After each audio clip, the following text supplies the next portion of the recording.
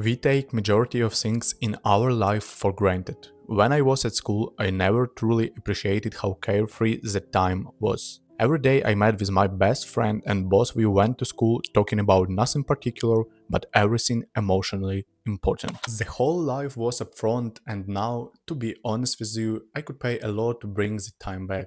As my parents told me, appreciate your school time because one day you'll miss all of it. Now these words show up absolutely vividly. The moment you are living now could be the best memory in the future. The person near you one day will pass away.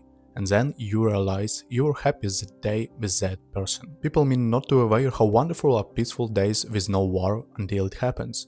In the end, all argues, lack of money, troubles at work don't even matter, because when real disaster comes, our daily routines start feeling like a gift. Psychologists Daniel Kahneman and Amos Tversky first introduced the concept of loss aversion in 1979 while developing what later became known as prospect theory. Their research completely changed modern psychology and behavioral economics because it showed that people do not evaluate gains and losses equally. According to their studies, the psychological impact of losing something is approximately twice as powerful as the pleasure of gaining something of the same value. In other words, losing $100 emotionally affects a person much more strongly than finding $100. What makes this theory even more interesting is that brain quickly adopts to stability. We normalize what we already have: our relationships, yachts, freedom, even time itself. The human mind tends to treat permanence as something guaranteed, but the moment where permanence breaks, perception changes instantly. Kahneman describes this as one of the fundamental biases of human nature.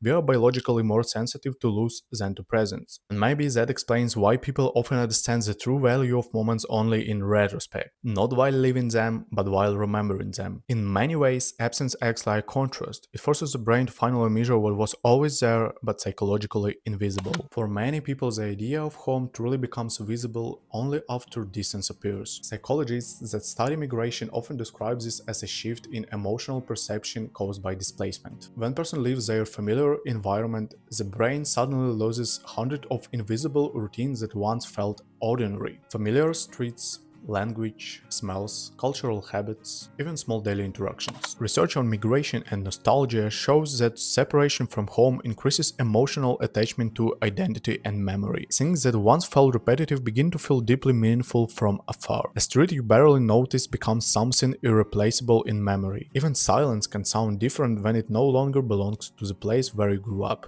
In psychology, nostalgia was once considered a negative emotional state, but modern studies describe it differently, as a mechanism that brain uses to preserve emotional continuity during periods of change, uncertainty, and isolation. Maybe that is why people often rediscover their connection to home only after leaving it, because distance creates contrast, and contrast reveals value in ways comfort never could. So, isn't it worthy to appreciate all you have right now? This moment won't be the same again. Live it fully. Tell your friends and relatives how much you love them, because one day you couldn't have this possibility. If resonate, subscribe this channel and drop your love. See you in the next video.